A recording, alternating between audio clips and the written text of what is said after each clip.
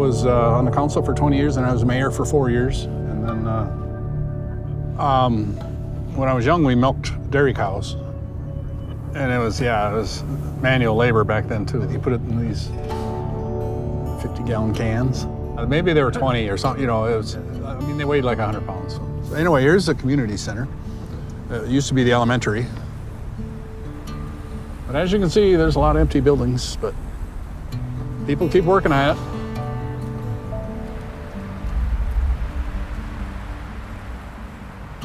I'm Dave Kingsley, married to Leanne. Leanne's a school teacher. She's at school today, and we're the parents of Kyle Kingsley. He's our oldest son. I didn't expect it to grow this fast, no. I don't think he expected to turn into what it has, really. At least I didn't. I shouldn't speak for him. There was something bigger, and there was something like, wow, man, this is a positive force. It has been exciting. It really has been the last 5-6 years. It's been, I told Kyle that too. It's been amazing. Yeah, my name's Kyle Kingsley. I'm a physician from Minneapolis, and I'm the founder and CEO of Vireo Health.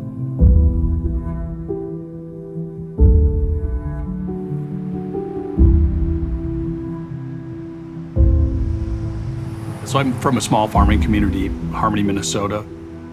And that was kind of my first place that I looked for capital. My dad got about 7 folks together around a campfire back in the summer of 2014. Kyle was kind of set up over here, and we were just kind of all sitting around. And then my neighbor here, he was mowing the yard back here. I had to go and get him. He forgot about it. Yeah, I wish I had recorded the pitch because it's, I don't remember exactly what I said, but I know how little I knew at the time. This was just an entrepreneurial emergency medicine physician trying to speak medical cannabis to, agricultural experts, farmers. I think there was a veterinarian there. But I knew at that point that we were really on to something. Yeah, I can say that, I don't really work. This is not a job for me. This is the ultimate opportunity of my lifetime, and I think most of our team would feel the same way. I had a good job as an emergency medicine physician. I saved a lot of lives doing that. But that was a non-event compared to the magnitude of what Vireo is. You show me a team who has physicians, multiple scientists, botanists. Having engineering backgrounds, operational backgrounds, finance, legal, administrative. I've never been more proud to be physician-founded, physician-led. It harmonizes everything. And it's a great place to be right now. It's fun to work with Dr. Kyle Kingsley. In 5 years, he hasn't given me a day off. I have the tremendous respect for Dr. Kyle Kingsley and has always brought an evidence-based medicine approach. He sees the vision where no one else does. The opportunity at hand here just kind of keeps expanding. The business and the vision has just snowballed. Each step of the way, I think that we've reached kind of where we're going to be, and this is certainly can't get more expansive than this, and then something changes. The train is going. You can either get on it or get off, but it is moving, baby.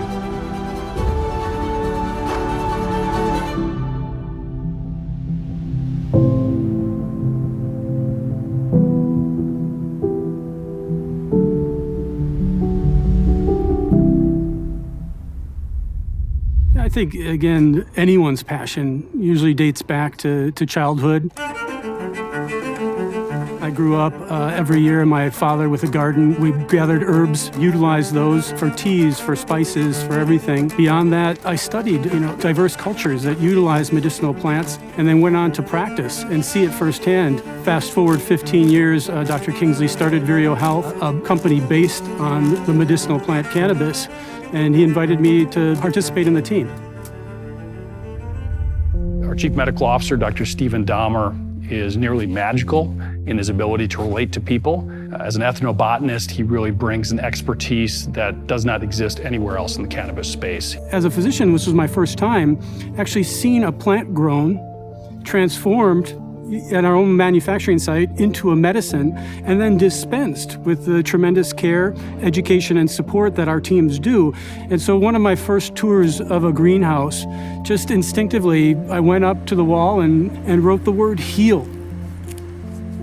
And again, just thinking to myself that even if this is hidden in a corner, as Chief Medical Officer of Vireo Health, I want this intention to permeate every plant that comes through our greenhouse. I want this intention to permeate every medication that ultimately gets dispensed by all of our dispensaries. That if you look carefully in our greenhouses somewhere, and if it wasn't me, it was probably a close colleague that engraved either heal on the wall or in the cement on the floor or on a stick holding up the cannabis plant, again, with that intention. Truly, our mission is to help people. So then if you come in here, same thing, right up and to the right of the door there. So we got heal all throughout. Well, this is where it all started, these two rooms. A big reason that I transitioned from a fairly comfortable emergency medicine job to Vireo Health was this ability to help kids with seizure disorders. You saw all these children that were getting benefits from CBD for these terrible disorders. And for me, the opportunity to bring that to pediatric patients in Minnesota was a big reason that I made the leap.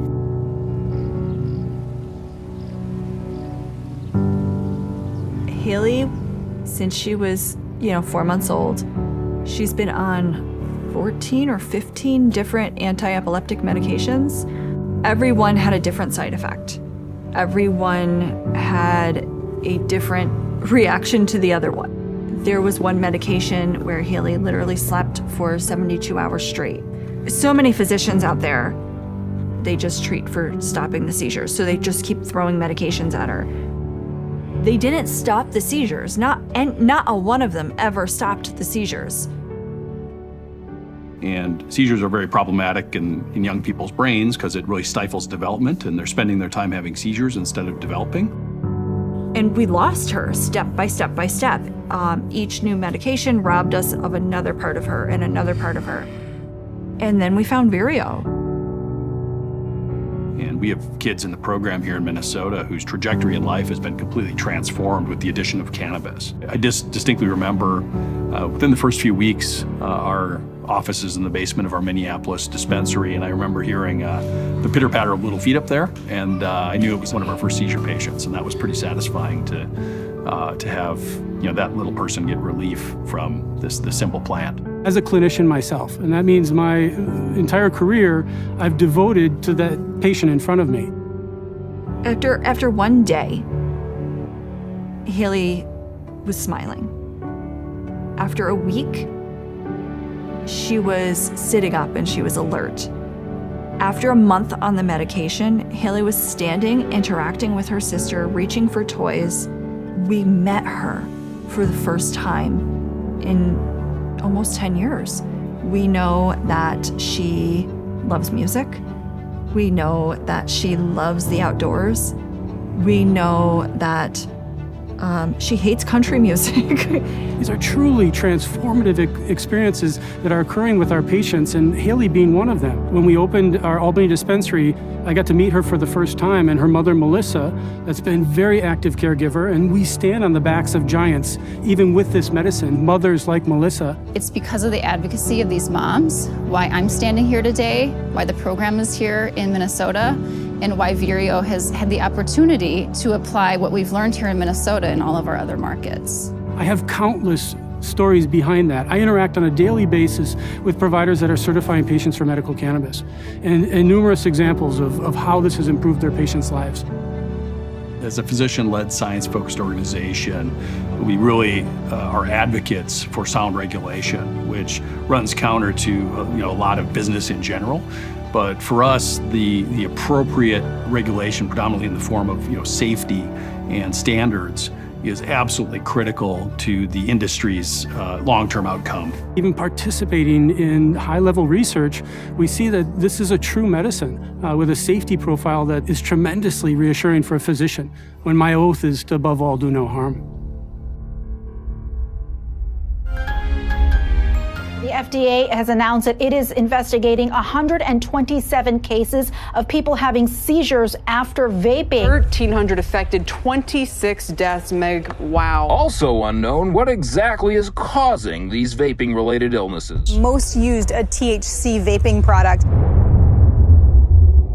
The EVALI crisis truly highlights the importance of something that we are incredibly unique in doing and very few are doing, and that's a pharmacovigilance program. So we have a 24/7 post-surveillance marketing adverse events hotline. So when a patient experiences an adverse event, they're able to call that hotline. We've been compiling this data for 5 years, and a tremendous example, and there will be many more to come, but where this was incredibly helpful was in the midst of the EVALI scare.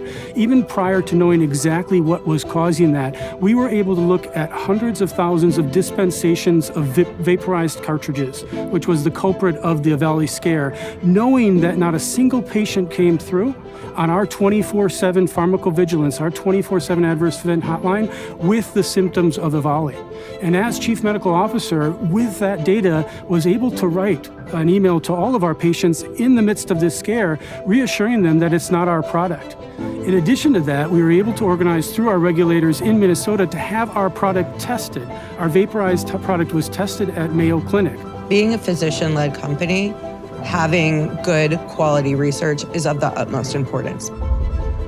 You know, very fortunate to have Dr. Paloma as our Director of Patient Education. She really brings an empathy and a perspective that is really sorely needed in the space.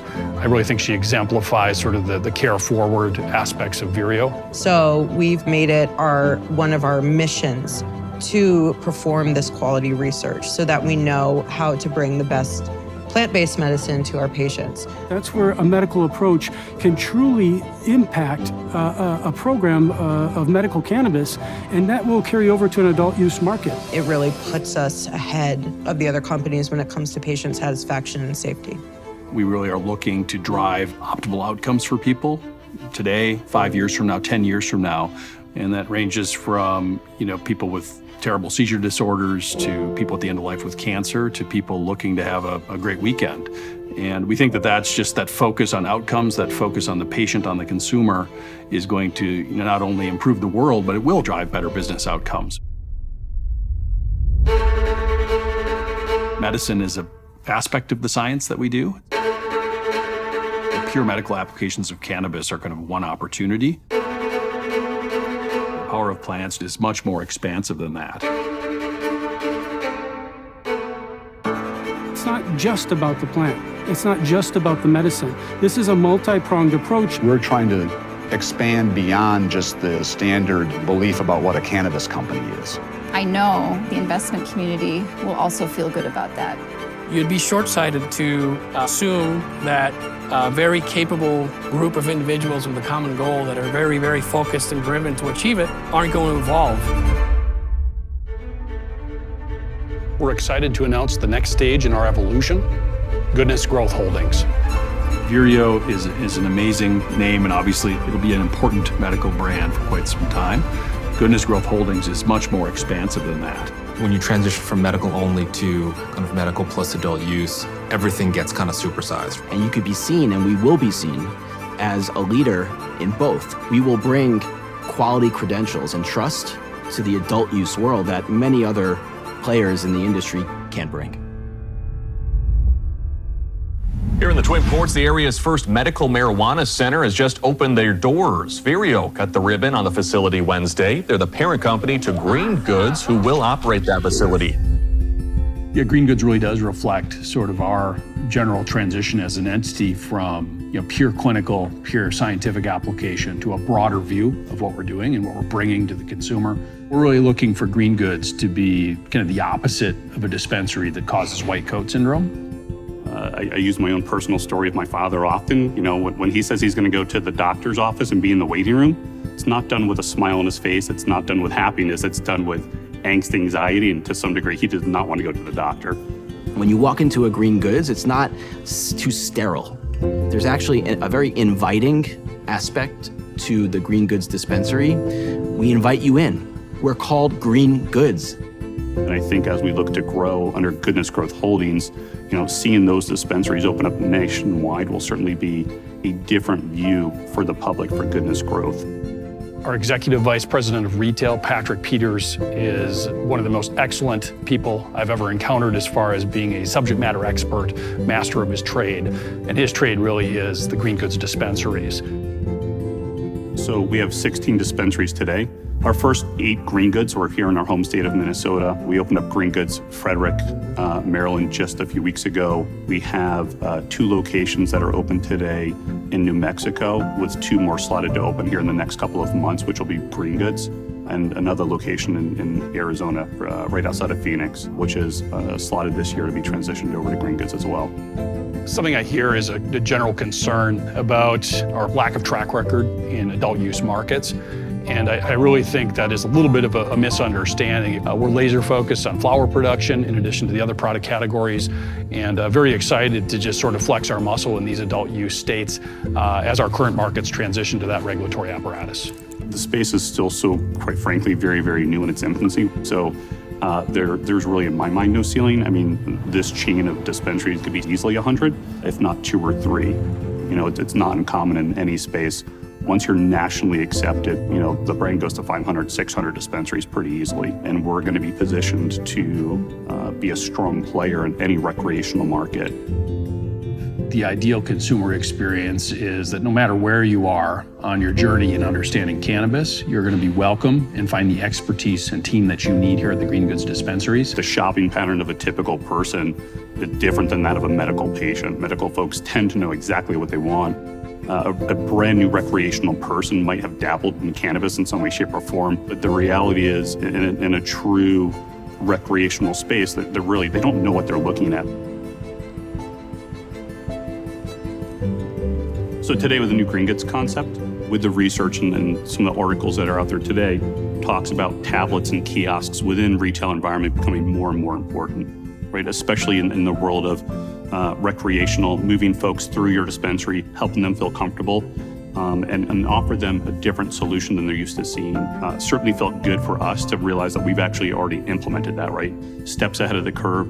So again, I go back to a customer engagement for every single person is going to be so very different. Customers can walk through, see our assortment plan, pick and choose what works for them, simply and quickly and efficiently place a quick order and pick it up at the point of sale. Based off of the shopping patterns, it pulls up our top sellers by category based off of what's selling in this space. An individual might be more apt to place an order, more comfortable just simply going to a quick kiosk, placing a quick order. You can actually walk through and place an order within about 60 seconds.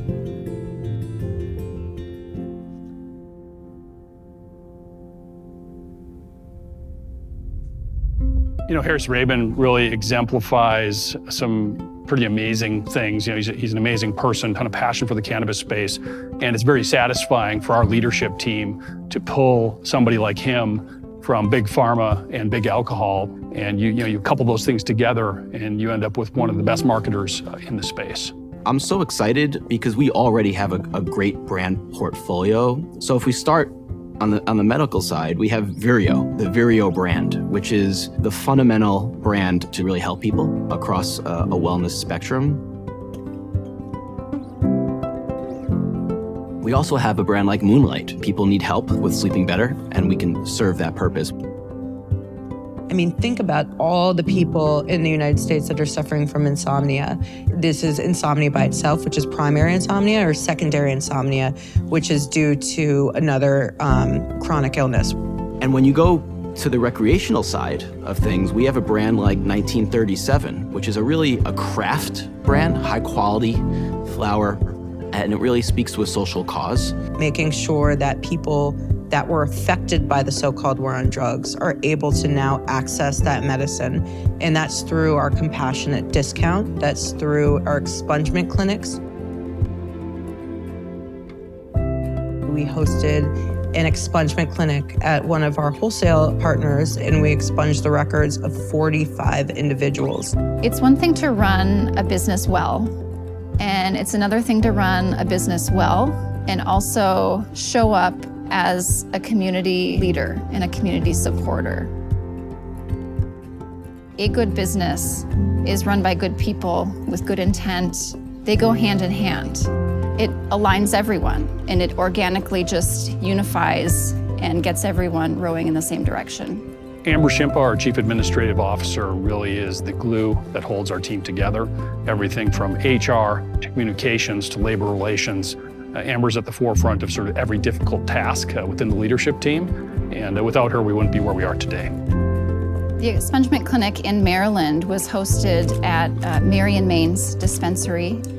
Right now, we have clinics scheduled once a quarter for the rest of the year and hoping to do more as schedules allow, as COVID safety protocols open up, and we can do more within the community in a safe way. People that are arrested for cannabis crimes, they often cannot get federal housing, they can't get student loans. These are lifelong convictions. So 1937, while it's a adult use brand, it really speaks to purpose. We say we stand on the right side of history with that. And then all the way on the other end is light bud. I came from the beverage alcohol industry. The light beer segment was created because people wanted to be able to be together, hang out, socialize responsibly, not overconsume, but be able to consume over an extended period of time. Light bud serves that exact purpose in the cannabis world. And we're able to fill the gaps in multiple of these spaces, moving forward with a model that people can trust, that people will go to as a physician-led company that truly cares for its customers and does right by them in the future. One of the many things that sort of brings a long tail to Vireo for investors is our approach to intellectual property. And that is, really looking to build unique products that bring a differentiated experience to the consumer. Eric is a unicorn in our space in that he is a scientist, but he's also a patent attorney. That's a pretty remarkable bit of gasoline to throw on the fire. I mean, I think it comes down to my personality, right? I am kind of a person who gets annoyed really easily. That's just kind of where everything starts for me. It's like I come across something and I'm like, how do I find a better way to do it? How do I fix the problem? With science, with tech, with something, with a development project, as opposed to like, ooh, I wonder how that works. Yeah, I wonder how it works to the extent that I need to fix it. So I think generally speaking, you can take our IP portfolio and divide it into two groups, right? We have the things that are immediate revenue generators or the potential for immediate revenue generation. Then you have stuff that is kind of more long-term. So on the kind of immediate revenue streams, the thing that comes to mind is our terp-safe packaging technology. I've been speaking to a lot of growers, both growers kind of within our organization as well as, well-known growers outside of our organization. And, I would ask them the question that I always ask my clients when I was practicing law, like, what are you worried about? And, the overwhelming answer was, I'm worried about losing terpenes. So when I say terpenes, what I'm referring to, in not so much science terms, is the aromatic essence of cannabis. If you go to a dispensary or go to a cultivation site and you smell strain A, strain B, strain C, the smells are really incredible, right? I mean, this one smells like bananas, this one smells like strawberries, this one smells like gas. Those are terpenes that are driving that. You smell a lemon, there's certain types of terpenes in that lemon that actually get replicated in certain strains of cannabis. But they're very volatile, meaning they tend to evaporate and get lost to the air. And so we kind of came up with this terp-safe product that contains a terpene reservoir. Our in-house brand for terp-safe packaging is something called Amplify, which is essentially our terpene-enhanced brand of flower that we're currently distributing in Maryland. And soon we'll be distributing this in multiple markets across the United States. For something like the terp-safe product, I mean, there hasn't really been any meaningful innovation in like cannabis flower packaging at all. I think Amplify is probably one of the best examples of a product and a brand that only Vireo can bring to the marketplace, because it combines the science of preserving terpenes with the consumer need of freshness that only we can do. We have a multi-channel vaporizer. This is one of the ones that I'm excited about. I realize, right, if someone wants to have like a 10-to-1 THC to CBD at one point, and they then want to have like a 5-to-1 or a 1-to-1 at another point, for each of those specific ratios, they need to have a different cartridge. They need to have a different product. So what we came up with is, instead of having to carry all of these things around, you have a one high THC cartridge and you have one high CBD cartridge. and you place them into a manifold, and you can then control the proportion of vapor from one to the other. As an aside, it doesn't have to be cannabinoid ratio. It could be one strain or another strain. It could be one terp profile to another terp profile. The inventive step or the inventive concept, right, is a manifold that enables kind of the real-time manipulation of the pharmacological constituents of cannabis formulations. Some of our long-term applications include the tobacco harm reduction series of patents. If we could take CBD and in some way use it to reduce the dangers of tobacco, we would have something there. The world is changing, which scares big tobacco. We're not going to start making cigarettes or cigars just so we can throw CBD in it. But at the same time, it's like, look, we saw this opportunity, we saw this door, we walked through it, and now we look for a partner that we can work with. We've had 2 patents issue off that initial application. From our perspective, this is really the ideal way to monetize some of the IP that we develop in-house. The cannabis space is very dynamic. Fundamentally, though, it's a very simple business. With recent investments we've made and favorable regulatory catalysts for adult recreational use in several of our markets, we feel we're on the cusp of unlocking tremendous growth and shareholder value and believe we can generate returns well in excess of our cost of capital. I'm John Heller, and I'm the CFO of Goodness Growth Holdings. I've spent the last 20 years of my career in the health and fitness space, primarily focused on the areas of finance and site development. John's ability to deploy capital and expertise in sort of the FP&A and accounting realm is unprecedented, and he's really brought a degree of control and precision that we just didn't have before he joined the team. When I got into the health club business, Lifetime Fitness was a company that had a transformative business model. There was nothing like it. People didn't really believe in what it was we were trying to do. And we ended up just absolutely proving everybody wrong and experiencing just hyper growth for almost 2 decades. And I'm looking to recreate that in the cannabis space. As we look ahead to fiscal year 2022, we're making a number of investments across our portfolio. Particularly, we're looking to add 6 to 10 dispensaries by the end of 2022. One of the backwards effects of sort of the Schedule I treatment is right now the landscape is dominated by high net worth individuals. We can't list in the United States, and your rank and file, your real retail, your real people have a tough time participating in the space. With the restrictions on banking and access to capital markets and these things, we believe these things are ultimately going to go away, and you're going to see capital flood into this space, and you're going to see demand from consumers continue to increase. From a financial perspective, I think the sky's the limit. Significant time and effort on the part of our compliance, our legal teams have gone into preparation for uplisting in the United States. We're a registered entity here as of January of 2021. Uplisting in the United States is not a small undertaking, but we are very excited about bringing this business home. I think it's fundamental that Vireo really flex its muscle across all 5 product categories. In order to do that, you have to produce biomass at scale at a competitive price point, and you have to have the manufacturing apparatus to really build these at scale with a high level of automation. That is something that we're building in every core market in the Vireo portfolio.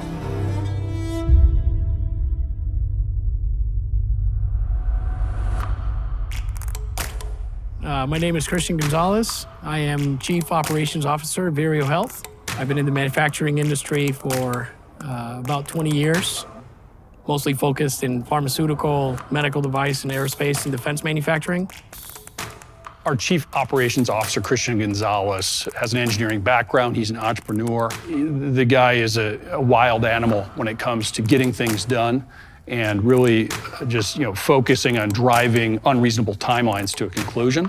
He's also just a remarkable individual when it comes to driving efficiencies, as we've seen with our margin expansion over the last several quarters since he took the helm.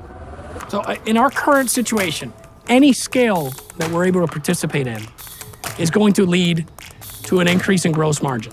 Because of the difference in all of the different states we operate in, we have a really varied set of infrastructures. As things stand right now, New York is the most substantial opportunity for Vireo Health. With 19.5 million people and 10 current licensees, it represents quite dramatic upside as we work into adult use here in 2022. As far as expansion, we are taking over 97 acres adjacent to the existing lot, and we have the plans to build out a 200,000 square foot facility, 100,000 square feet of indoor cultivation. This will give us the highest quality smokable flower that we've ever produced in New York. I'm really excited to see Vireo, New York take off once those regulations drop and we understand them. And keep in mind, there's only 10 licenses in New York, and Vireo having one of them, it's substantial. Victor Mancebo is a remarkable independent director. He served as CEO for a large single state operator, and his sort of scaled excellence and expertise in that realm has been very valuable as far as informing our board of directors. Vireo's upside I see is, markets like New York and Minnesota, those are what I like to call the golden nuggets. That's where I think there's going to be the most upside for our shareholders. Yeah, Minnesota is arguably one of our markets with the most substantial upside. It's a state of approximately 5.7 million people with 2 vertically integrated operators. We're excited about Minnesota because we have scale on both the production and retail side of things with 8 of the 13 dispensaries in the state. And we have the ability to expand on an adjacent 20 acres to the existing facility. Minnesota has recently passed their intent to release flower into the market. That's forthcoming. As soon as that does, we'll be ready. The plans for expansion in New Mexico are exciting. I'm very bullish on New Mexico long term. We're excited by the advent of adult use, and we basically have the capability to scale nearly infinitely on both the retail and production side of things. So it fits right in with our strategy. So Maryland is an interesting state. With a population of 6 million people, we've brought 110,000 square feet of greenhouse online here as of the last few months. To double up on that, we are in the process of executing on an additional 75,000 square feet of even higher caliber greenhouse right next to the existing greenhouse there, so that we can add an additional 10,000 kilogram per year biomass production potential. So, Arizona is rapidly approaching sort of terminal velocity adult use status. And in those types of markets, you really have to be operating at scale. You have to be able to be producing quality flower at a very low price if you're going to be participating long-term in this state. And so in the expansion plans, we're going to install a 60,000 square foot manufacturing and processing building, and that will allow us to, again, reach the full suite of cannabis products that can be produced in Arizona. We're also looking at adding 10 acres of greenhouse space that will allow us to cultivate higher tier flower than we currently cultivate here and kind of hit that market. Even though we've done this massive expansion, we are still capacity limited. So short term, while we get that big site up and running, we're actually going to do an additional expansion to the southeast here of about 9 acres that will double the size of this outdoor field. So it will easily add an additional 7,500 kilograms a year of plant material. For me, it's very simple, right? You have access to the market that you have access to. And we're in a point where we are implementing changes, small changes, large changes on a market by market basis, working with the infrastructure that we have. We're driven to best in class quality as a manufacturer, period, regardless of what the cannabis requirements are. With the FDA eventually stepping into the shoes of the individual departments of health, there's going to be some consistency between regulations, but there's also going to be a higher level of expectation. And so we are looking to preemptively create that environment for ourselves so that it does not take Herculean effort later on when the FDA steps in for us to meet their expectations. There's going to be a winning threshold, but I think there's always going to be ways to continue to improve. I think once we hit that mark, we're going to go on to the next one.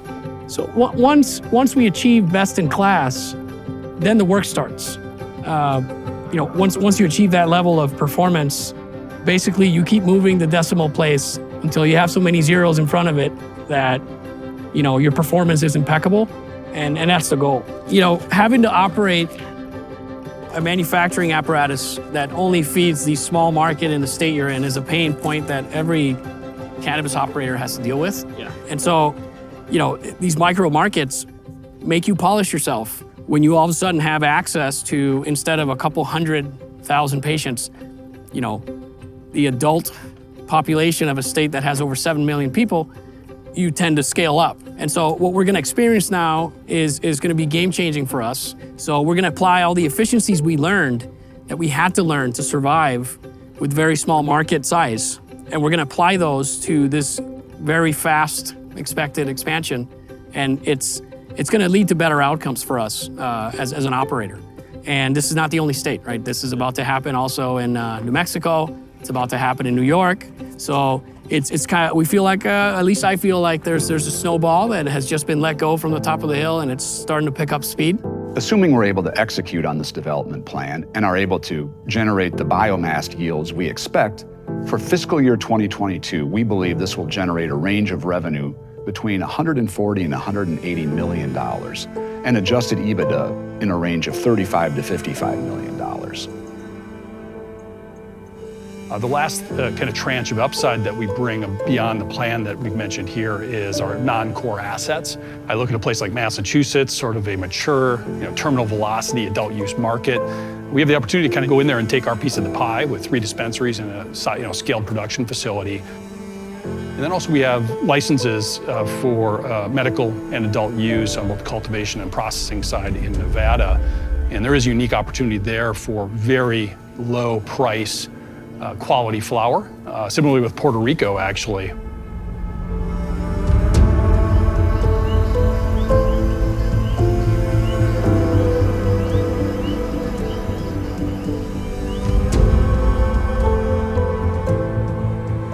We're renting from the Department of Agriculture 40 acres of coffee land, which could be very cost-effectively modified and used for cannabis production. We pride ourselves on really trying to think of several steps ahead. These scaled facilities are going to give us competitive advantages in the event that these state-by-state barriers fall sooner than we think.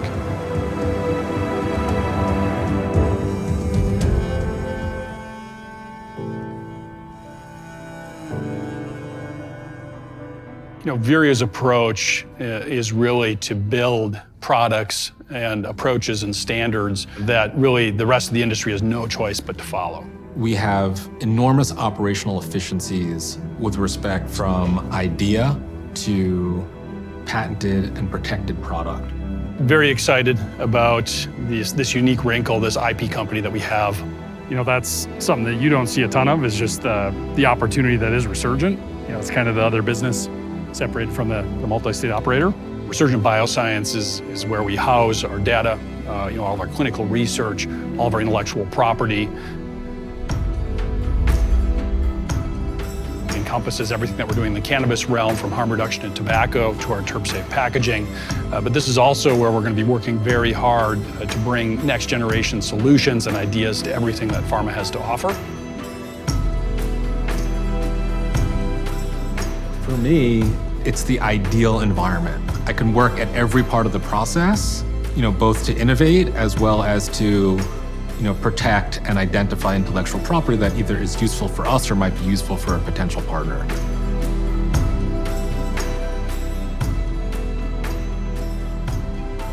We've long talked about medicinal plants beyond cannabis.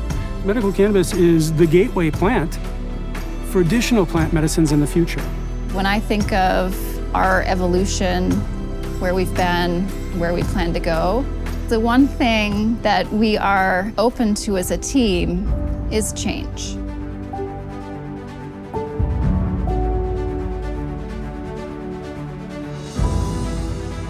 Given our scientific team's core competencies in bringing the power of plants to people, we're excited to announce our entrance into the psychedelic space.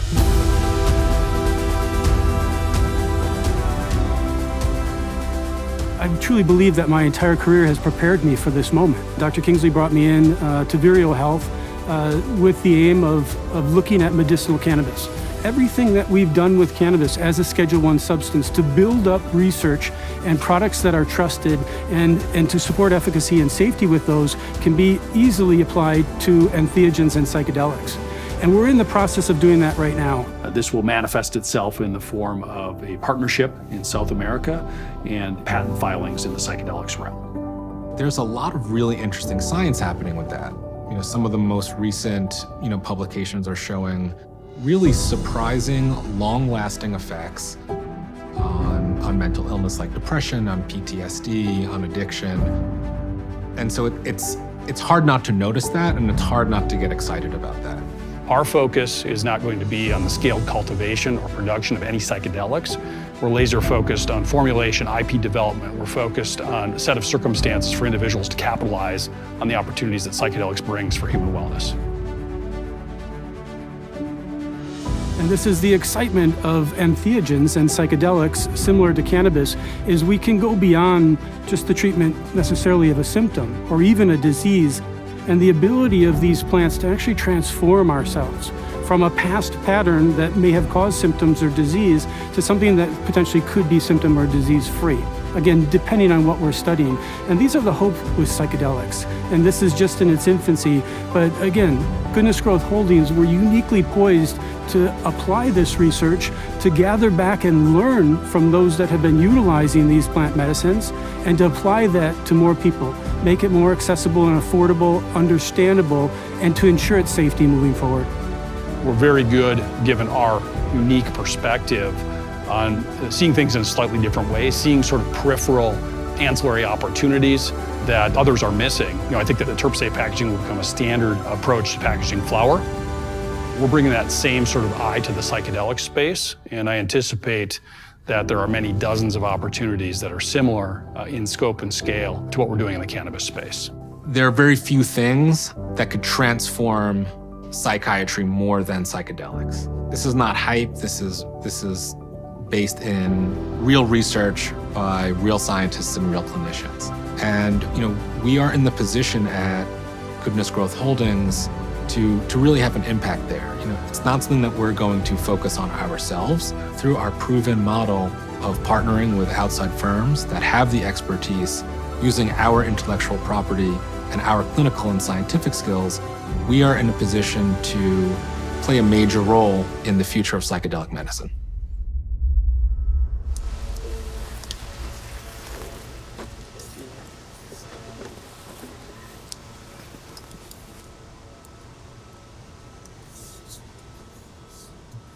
Here you go. Nice thing that he started, and it's hasn't stopped since, and will never stop. It's become a Vireo mainstay in all of our facilities. Love that. When he puts it up, I got a whole load. I don't have my phone on me, but I got a whole load of all the heels, and I keep them all.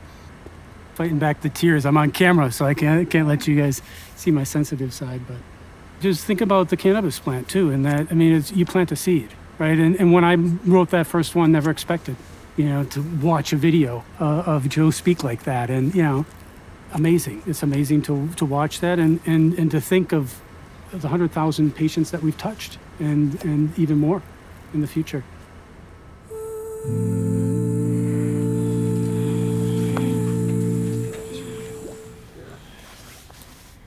So before we started the marijuana oil, Haley would have seizures like this,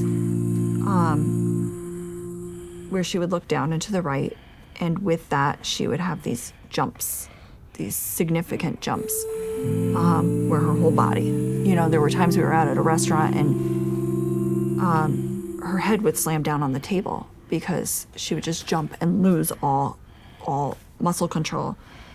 And now, as you can see, you can barely see the jump. So have the seizures stopped completely? No, but they're significantly improved. And any improvement will take,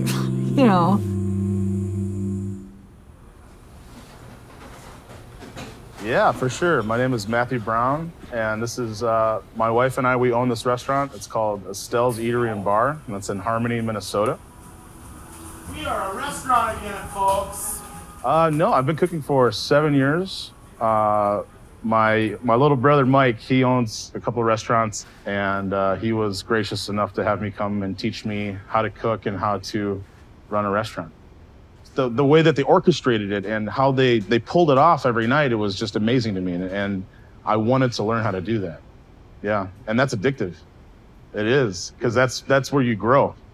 And you know, that's just in a cooking environment. And that's say Kyle, you know, what he's doing, it's the same thing, man. He's seeing where he can help. He's seeing where he can be a positive force and where he can put people in place and grow and where he can help the most.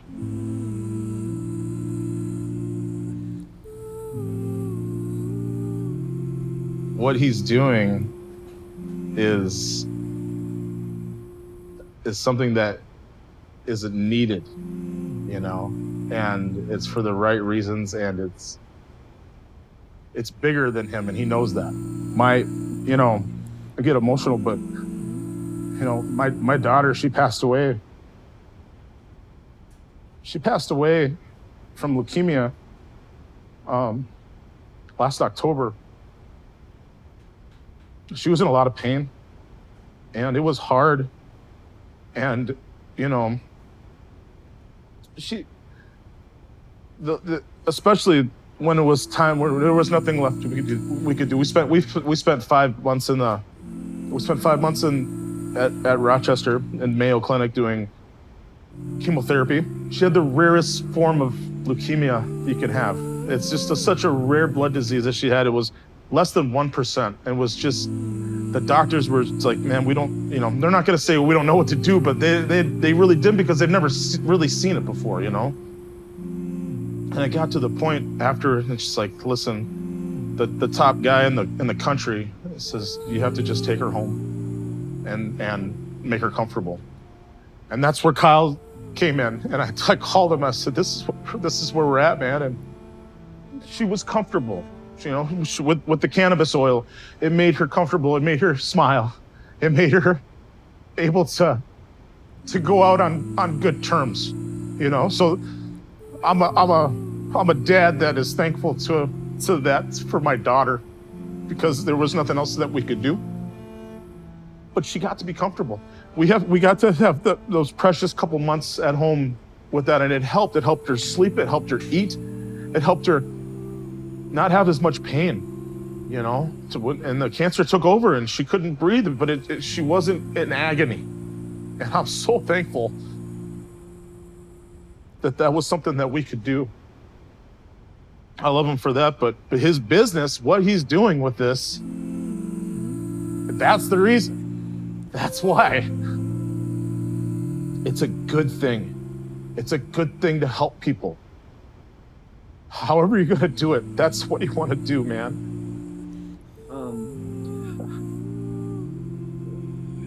I get you? Yeah, I got you.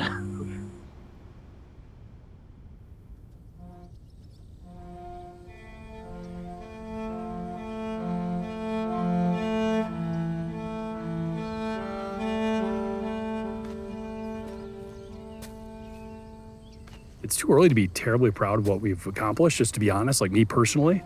As far as personal pride goes, I feel like we're just getting started. That's a little premature.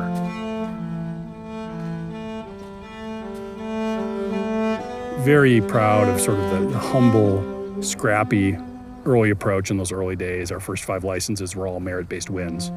And these are amazing licenses, you know, the places like Minnesota, New York.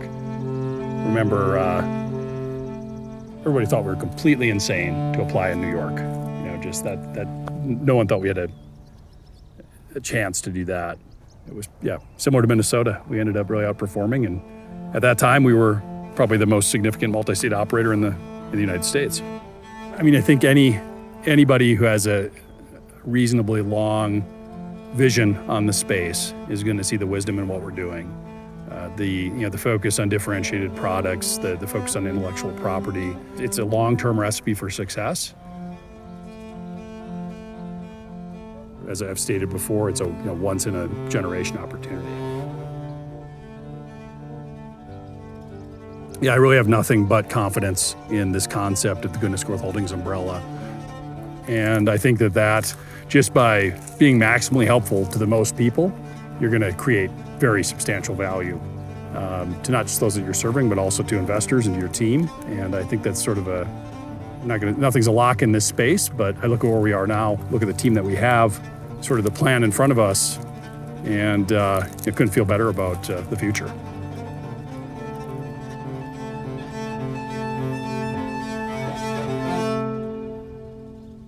And that's the thing, we're never going to be the largest cannabis company, but we're going to be the best in a lot of ways.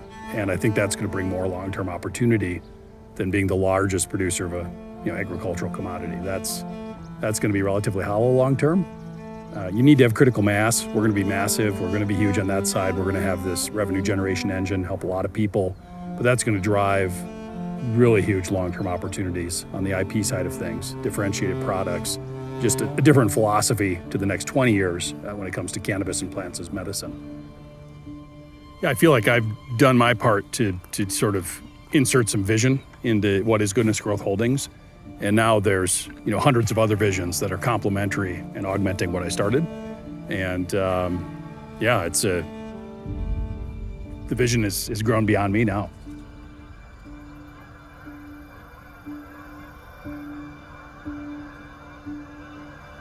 This company is not just about growing a plant. This company is not just about making a profit. All these are incredibly important. What Vireo Health and Goodness Growth Holdings in the future is about is helping people. That's the real though, man. That's the real, and that's the heart, that's the soul, and that's the reason people get up in the morning. That's the reason I get up in the morning.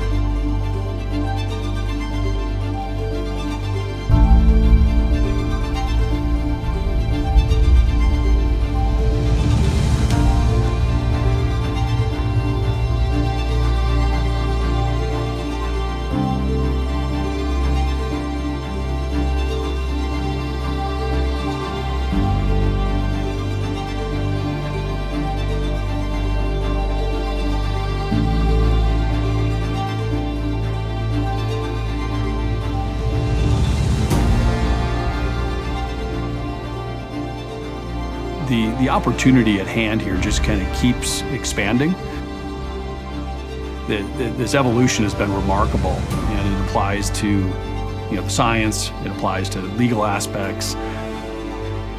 Each step of the way, I think that we've reached kind of where we're going to be, and this is certainly can't get more expansive than this. And then something changes. So maybe Goodness Growth Holdings is not the pinnacle that I think it is. Maybe it's just step one.